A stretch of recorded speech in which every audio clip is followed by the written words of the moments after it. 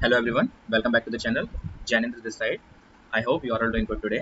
In this video lecture, we are going to discuss about the maximum average subarray part 1. This is a easy problem on LeetCode and asked by the companies like Facebook and Google. The question states that you are given an integer array nums consisting of n elements and an integer k. Find a contiguous subarray whose length is equal to k that has the maximum average value and return this value. Any answer with a calculation error less than 10 to the power minus 5 will be accepted. Okay, so what the problem state is, we are giving with a nums array of n elements and with a k value, that is 4. That means we have to create a sub array of size 4 from the array nums, which gives the maximum average value.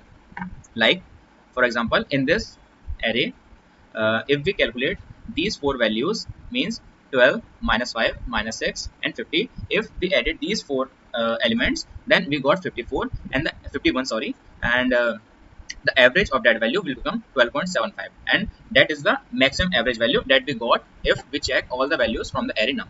Like in the first case, if we check the starting four values, that is index 0, 1, 2 and 3, then after adding we will get the value 2, and after making after evaluating the average value of these four values, then we will get some values in 0 point something. So and we uh, from the basic mathematics, we all knows that the greater the numerator will give the greater value. Okay, so यहाँ थोड़ा काट देना, ये कैसे बोलना है? Okay, so we know that greater the numerator and greater will be the answer. So without evaluating the average value, we will just evaluating the maximum value. Whatever the subarray will give the maximum value will be the answer. Okay. So in that case, the value, the sum of these four values will become 2. And for the second case, if we evaluate the these four values like index 1, index 2, index 3, index 4, then we will get the maximum value is 54. And for the third case, if we shift one more index afterward, then we will get minus 5, minus 6, 40 and 3. These are the three cases, or we can say that these are the three subarrays that can make from the array nums. And from these three subarrays, we will get the value, maximum value from the second subarray, that is containing the value 12, minus 5, minus 6 and 50. Okay, I hope you understand the intuition behind this problem. So let's move on the coding part. So what we will go to solve in this problem, we just create a sum variable that store the sum of or any subarray that we will create. And after evaluating the sum, we just store it in the maximum sub variable. And like suppose from the first subarray we will got the sum as 2.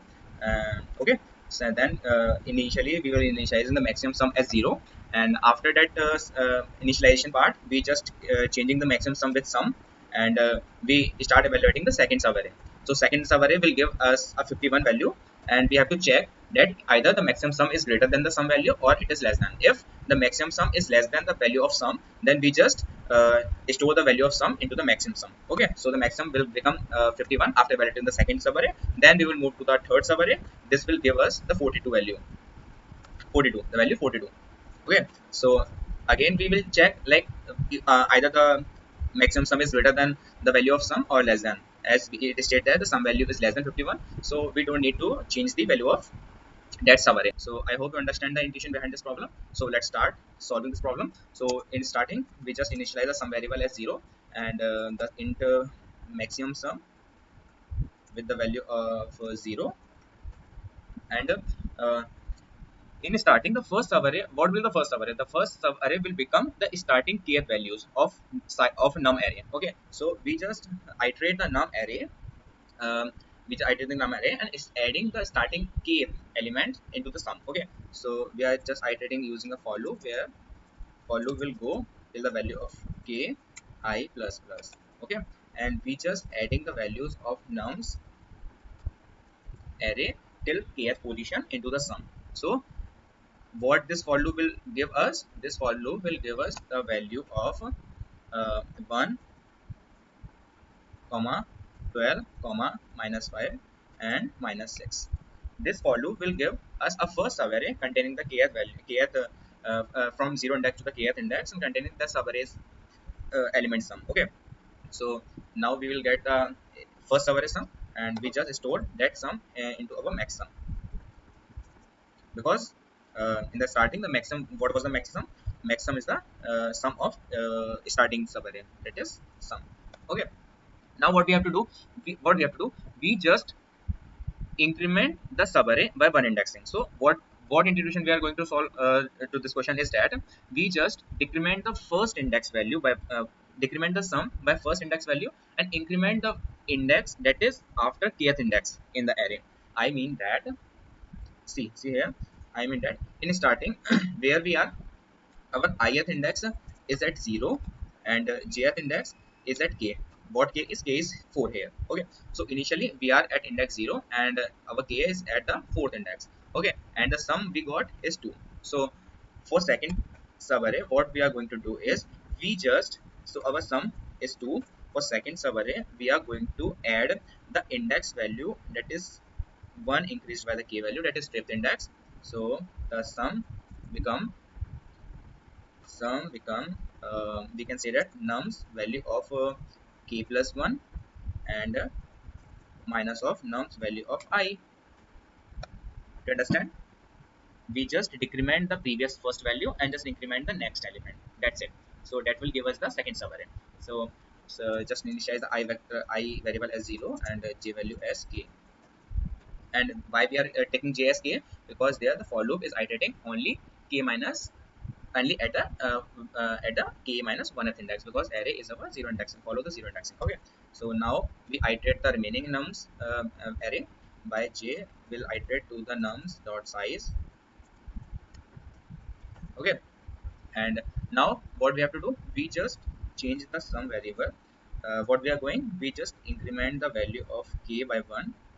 What k is here is j, so j by 1 and subtracting the value of first index, that is 0. And what we are going to do, we just increment the j value by 1 and we just increment the ith value of by 1. So now the j become k plus 1, that is nothing but fifth indexing. And what is I will become, I is here is 2. Okay, sorry, 1. Okay, so the second subarray, what is the second subarray? Second subarray is from the indexing 1 to indexing 5. Okay, that means 0 1 2 3 4. Okay, sorry, that is 4 here. Okay, so because I already told you that the k is here, the for loop, the first for loop is iterating for k minus 1 at times, as the num array is following the zero indexing. So here the j value will become 4. So from there we can easily see that the second subarray is from the first indexing to the fourth indexing, that is this one. Okay, so here, and what we have to do now is we just check whether the sum we got from the new subarray is greater than from the previous maximum sum or not. We can either use the if statement, or we can directly use it like that: maximum sum is equals to max value of what we already have in a maximum sum and what we will get from the new subarray sum.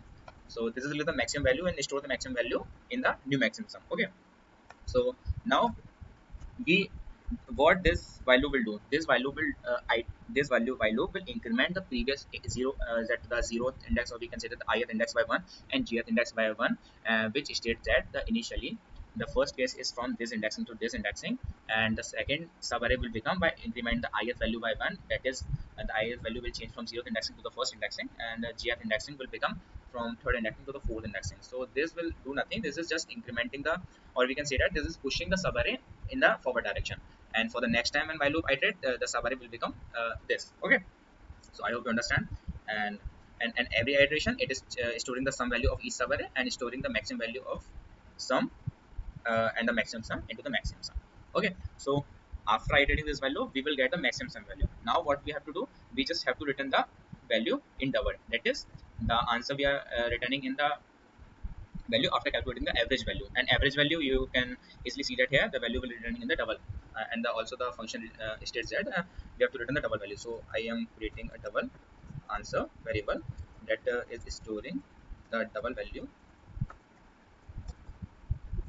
getting from maximum sum divided by k. Okay, here k is anything and we are just returning the value of answer. That's it. I hope this will work. Yeah, this is correct. Let's submit it. I hope you understand what we are doing here. Yeah, it is correct. So thank you for watching.